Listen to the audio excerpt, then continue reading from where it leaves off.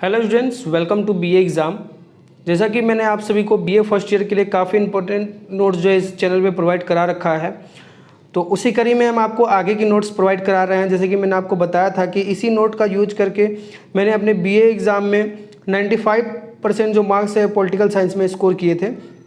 तो अगर आप इस नोट्स की सहायता से अगर आप भी अपने कॉपी में नोट्स में अगर नोट बना लेते हैं, उसके बाद आप उसको प्रैक्टिस घर पे 2-4 बार 5 बार रोज़ करते रहते हैं और सीधे आप एग्ज़ाम में जाके लिखते हैं, तो आप इससे काफ़ी अच्छा मार्क्स स्कोर कर पाएंगे। हालांकि इस वीडियो में मैं आपको काफ़ी लंबा समझाने नहीं वाला हूं, क्योंकि अगर मैं समझाने लगूंगा तो आपको पता है कि एक टॉपिक इसमें कितना लंबा है कि 1 दिन 2 दिन या 3 दिन तक में भी ख़त्म नहीं होगा इसमें, जितने लंबे लंबे टॉपिक हैं। इसलिए मैं केवल जिनका एग्ज़ाम नज़दीक है उनके लिए मैं नोट्स केवल प्रोवाइड करा रहा हूँ। तो अगर आप चाहते हैं कि समझना है आपको तो चैनल को सब्सक्राइब कर ले, और नोट्स भी अगर आप चाहते हैं तो चैनल को सब्सक्राइब कर ले, क्योंकि यहाँ पे आपके लिए लंबे वीडियो भी आएंगे जिसमें मैं आपको काफ़ी अच्छे से समझाऊंगा भी, और नोट्स भी जो है आगे प्रोवाइड कराऊंगा इसी चैनल पे। तो चैनल को जरूर सब्सक्राइब कर ले, अपने दोस्तों के साथ जरूर शेयर करें। तो मैंने बहुत ज़्यादा बात बोल दी है, आपका ज़्यादा समय खा लिया है, तो चलिए आगे आपको सीधा दिखा देते हैं। उदारवाद, जिसको हम अंग्रेजी में लिबरलिज्म भी कहते हैं, इस पर हम इस नोट्स प्रोवाइड करा रहे हैं, क्योंकि बहुत बार पूछा जा चुका है और इस बार भी पूछा जाएगा, चाहे आप किसी भी कॉलेज या किसी भी यूनिवर्सिटी से क्यों ना हो। ठीक है, तो मैं बार बार आपको जो है यहाँ पे स्क्रीनशॉट लेने का भी मौका दूंगा, और आप चाहें तो वीडियो को पॉज करके भी आप नोट्स बना सकते हैं। ठीक है, और कोई भी कमेंट अगर आप करना चाहें तो कर सकते हैं, कोई भी सजेशन है तो आप बिल्कुल दे सकते हैं।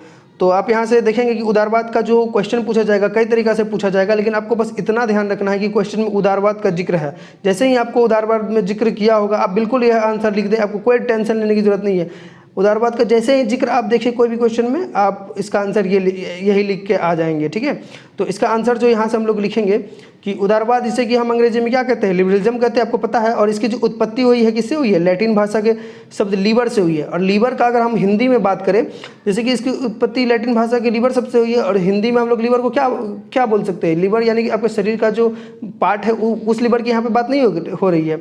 इस लीवर का जो मतलब क्या बोलते हैं, मतलब होता है वो होता है स्वतंत्र व्यक्ति। ठीक है, तो इस प्रकार हम समरी या सार मतलब काफ़ी कम शब्दों में कह सकते हैं कि उदारवाद जो है व्यक्ति को एक ऐसी स्वतंत्रता प्रदान करता है जिससे वह अपने व्यक्तित्व का विकास कर सकता है। जैसे कि यहाँ आप देखेंगे, यहाँ पे मैंने भी लिखा है कि इस सिद्धांत का सार यह है कि व्यक्ति को स्वतंत्रता मिले जिससे वह अपने व्यक्तित्व का विकास कर सके। यानी कि व्यक्ति को ऐसी स्वतंत्रता मिले जिससे वह अपने व्यक्तित्व का विकास कर सके। उदारवाद एक विकासवादी विचारधारा है जिसका जन्म मध्य युग में सामंती व्यवस्था तथा राज्य के निरंकुशता के खिलाफ प्रक्रिया के रूप में हुआ। उसके बाद अगर हम आगे देखेंगे कि उदारवाद का अगर हम परिभाषा लिखेंगे, तो यहाँ पे लिखेंगे कि उदारवाद की परिभाषा इस प्रकार है। तो काफ़ी सारे परिभाषा दिए गए हैं, काफ़ी जितने भी राजनीतिक विचारक जितने भी रहे हैं अलग अलग परिभाषा दिया है, लेकिन यहाँ पे मैं आपको 2 इंपॉर्टेंट प्रोवाइड करा रहा हूँ जिसको आप बिल्कुल अपने नोट्स में लिखेंगे। जो कि पहला है, एनसाइक्लोपीडिया ऑफ ब्रिटानिका के अनुसार कि स्वतंत्रता उदारवाद के लिए प्रमुख तत्व है तथा उदारवाद की परिभाषा स्वतंत्रता को सामाजिक, राजनीतिक तथा आर्थिक रूप से स्थापित करने के परिणाम के रूप में भी की जा सकती है। पहला ये हो गया। और दूसरा जो हेलीवेल के अनुसार हम देखेंगे, तो हेलीवेल का कहना था कि उदारवाद जीवन में मानसिक, सामाजिक, धार्मिक, राजनीतिक तथा आर्थिक इत्यादि सभी क्षेत्रों में स्वतंत्रता की मांग का प्रतीक है। ये दूसरा हो गया। तो 2 परिभाषा हम लोग लिख देंगे। उसके बाद हम लोग यहाँ पे लिखेंगे कि उपयुक्त परिभाषाओं के आधार पर यह कहा जा सकता है कि उदारवाद एक ऐसी विचारधारा है जो व्यक्ति की स्वतंत्रता को बहुत महत्व देती है। यह लोकतंत्र व्यवस्था का समर्थन भी करती है तथा व्यक्ति को अपने व्यक्तित्व का पूर्ण विकास करने के लिए पूर्ण स्वतंत्रता देने के पक्ष में है। इसके अनुसार राज्य को व्यक्तित्व के जीवन में, यानी कि व्यक्ति के जीवन में केवल उसी सीमा तक हस्तक्षेप करना चाहिए जहाँ तक कि उसकी स्वतंत्रता का हनन ना हो। राज्य यानी कि आपको समझ में आ रहा हो कि राज्य का मतलब यहाँ पे है स्टेट, या स्टेट यानी कि पॉलिटिकल साइंस में हम लोग राष्ट्र कहते हैं। यानी कि राष्ट्र में जो भी सत्ताधारी हो या जो भी सत्ताधारी के लोग हो, सत्ता पार्टी के, उनको किसी व्यक्ति के जीवन में उसी सीमा तक हस्तक्षेप करना चाहिए जहाँ तक कि उसकी जो स्वतंत्रता का हनन ना हो। ठीक है, अब उदारवाद की हम विशेषताएँ एवं अथवा सिद्धांत को देखेंगे। यद्यपि उदारवाद में कई छोटी छोटी विचारधाराएं शामिल हैं, परंतु फिर भी इसके कुछ मूल सिद्धांत हैं जो इस प्रकार हैं। पहला, अतीत व परंपराओं के उदासीनता। उदारवाद मध्ययुगीन परंपराओं, रूढ़ियों और अंधविश्वासों के खिलाफ है। ठीक है, जितने भी पुराने ज़माने की जो मतलब मान्यताएं हैं, रूढ़िवादी मान्यताएं हैं या फिर अंधविश्वास है, उदारवाद उस सभी के क्या है, खिलाफ है। यह विचारधारा जो है निरंकुशता के विरोध में विकसित हुई है, यानी कि पूरी तरह से निरंकुशता, जो शासक मतलब कहीं का राजा हो जाए और निरंकुश शासक करे, तो उसके यह विरोध में हुई है। चाहे फिर वो राज्य हो या फिर सामंत यानी कि राजा, पहले के ज़माने में वो कहते राजा, उसके नीचे सामंत लोगों को बैठा दिया जाता था, बाकी बात जितने भी उनके नीचे लोग हुआ करते थे सभी को नौकर के समान मानते थे। और चर्च की भी निरंकुशता क्यों ना हो, इसमें ये सभी इसके खिलाफ थी उदारवाद। ठीक है, उदारवाद जो है इस विचारधारा के लिए अनुसार प्राचीन व्यवस्था का उन्मूलन करके नए आदर्शों पर नए समाज का निर्माण करना चाहिए, ऐसा कहना था उदारवाद में। ठीक है, नए समाज का निर्माण करना चाहिए। यही कारण है कि उदारवादियों ने इंग्लैंड के गौरवपूर्ण क्रांति और फ्रांस की क्रांति का समर्थन किया था। उसके बाद यहाँ पे दूसरा हम लोग लिखेंगे कि मनुष्य के विवेक में विश्वास। उदारवाद की सबसे महत्वपूर्ण मान्यता थी कि मनुष्य के या विवेक में विश्वास उनका रहता था। ठीक है, उदारवाद का विकास इसी के आधार पर हुआ है। यूरोप में धर्म सुधार तथा नव जागरण के आंदोलनों में यही दृष्टिकोण था। इस दृष्टिकोण के अनुसार किसी भी सिद्धांत या फिर संस्था तभी स्वीकार किया जा सकता है जब बुद्धि की कसौटी पर वो खरा उतरे, या फिर बुद्धि की कसौटी पर यानी कि बुद्धि के तौर पे वह बिल्कुल वो मान्यता सही हो, तभी यह जो है उदारवाद का जो मतलब सिद्धांत है तभी खरा उतरा जा सकता है। फिर तीसरा हम लोग देखेंगे कि प्राकृतिक अधिकारों को मान्यता। उदारवादियों का विचार कि व्यक्ति के अधिकार प्राकृतिक हैं। जॉन लॉक के अनुसार अगर हम बात करें तो जॉन लॉक का कहना था कि जीवन, संपत्ति तथा स्वतंत्रता व्यक्ति का जो है प्राकृतिक अधिकार है, यानी कि वो कोई राजा या कोई फिर राज्य उसे नहीं दिया है। या जो तीन चीज़ें है, खास करके जीवन का अधिकार, संपत्ति का अधिकार और स्वतंत्रता का अधिकार, ये तीनों क्या है, प्रकृति के दिया गया व्यक्ति को अधिकार है। इसीलिए जॉन लॉक का ये कहना था राज्य का निर्माण तो इन अधिकारों की रक्षा के लिए हुआ था। किसका कहना था? जॉन लॉक का कहना था। चूंकि ये अधिकार व्यक्ति को राज्य या समाज द्वारा नहीं मिले हैं, तो इस सिद्धांत नहीं दिए गए हैं, तो इस कारण राज्य को इन्हें कम करने का कोई अधिकार ही नहीं है।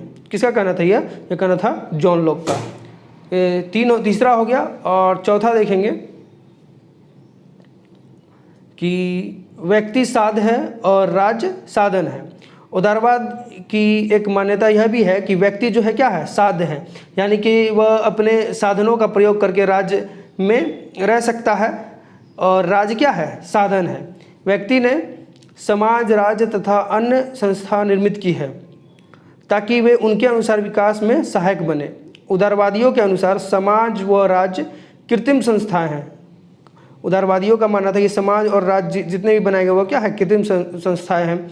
इन सब संस्थाओं का अस्तित्व ही व्यक्ति के लिए है। यदि राज्य व समाज व्यक्ति का विकास नहीं करते हैं तो इनके अस्तित्व का कोई औचित्य नहीं है, यानी इसका कोई मतलब ही नहीं है। फिर पांचवा हम लोग यहाँ से लिखना प्रारंभ करेंगे कि राज्य व समाज कृत्रिम संस्थाएं हैं। तो पहले भी जो बोला जा चुका है कि राज्य और संस्थाएं जो है व्यक्ति के द्वारा बनाया गया है। फिर से यहाँ पे हम पांचवा पॉइंट में ये लिख देंगे कि उदारवादियों का मानना था कि राज्य और जितने भी समाज है ये सभी कृत्रिम है, यानी कि मनुष्यों के द्वारा बनाए गए हैं। मनुष्यों ने अपनी आवश्यकता अनुसार बनाई है। मनुष्यों ने समाज व राज्य का निर्माण केवल अपने कल्याण के लिए ही किया है, ऐसा किसका मानना था? उदारवादियों का मानना था। इससे उनका मानना था कि इसमें परिवर्तन भी कर सकता है। इसमें जो है आवश्यकता, जैसे जैसे मनुष्य को आवश्यकता पड़ती जाएगी, मनुष्य इसमें समाज या फिर राज्य में परिवर्तन कर सकता है। जॉन लॉक जो थे वो कहते थे कि यदि राज्य मनुष्यों को कल्याण के लिए कार्य नहीं करता है तो वे राज्य के विरुद्ध भी विद्रोह कर सकते हैं, ऐसा कहना था जॉन लॉक का। तो आप इसको अच्छे से लिख लेंगे। पांचवा पॉइंट। छठा पॉइंट में हम लोग देखेंगे कि छठा पॉइंट में हम लोग यहाँ से लिखेंगे कि व्यक्ति की स्वतंत्रता का समर्थन करता है। ठीक है, उदारवाद क्या करता है? व्यक्ति का मेन जो मुद्दा था उदारवाद का क्या था? व्यक्ति का जो स्वतंत्रता उसको मिलनी चाहिए जिससे वो अपने व्यक्तित्व का यानी कि खुद का विकास कर सके। तो मेन उदारवाद का यही पॉइंट था। इसलिए इसमें हम लोग छठा पॉइंट और अंतिम पॉइंट और काफ़ी इंपॉर्टेंट पॉइंट जो है कि इसका मेन मुद्दा है, इसको लिख देंगे कि व्यक्ति की स्वतंत्रता का समर्थन यानी कि उदारवाद करता है। उदारवाद व्यावहारिक रूप में स्वतंत्रवाद है। इसके अनुसार स्वतंत्रता व्यक्ति का प्राकृतिक तथा जन्मसिद्ध अधिकार है। इसलिए व्यक्ति का यह अधिकार है कि वह अपने स्वतंत्रता के लिए अपने विवेक के अनुसार कार्य करे। ठीक है, उसके ऊपर इस क्षेत्र में किसी बाहरी सत्ता का नियंत्रण न हो। लास्की ने यहाँ तक कहा है कि, मतलब लास्की का कहना था, लास्की ने कहा है कि उदारवाद का स्वतंत्रता से सीधा संबंध है, क्योंकि इसका उदय ही जन्म अथवा धर्म के आधार पर प्राप्त किए गए विशेष अधिकारों का विरोध करने के लिए हुआ है। ठीक है, तो ये काफ़ी इंपॉर्टेंट नोट्स आपको मैं दे रहा हूँ, इसको आप अच्छे से कॉपी में लिख लें या फिर आप स्क्रीनशॉट लेके भी रख लें, लेकिन स्क्रीनशॉट लेके आप रखेंगे तो उतना काम नहीं आएगा, आप कॉपी में अपने नोट्स बना लें।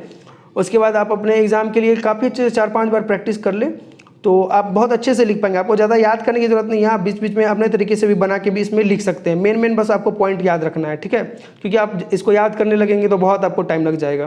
तो इस तरह के काफ़ी और नोट्स प्रोवाइड कराने वाला हूँ। तो मिलते हैं अगले वीडियो में, तब तक के लिए धन्यवाद। चैनल को जरूर सब्सक्राइब कर लें।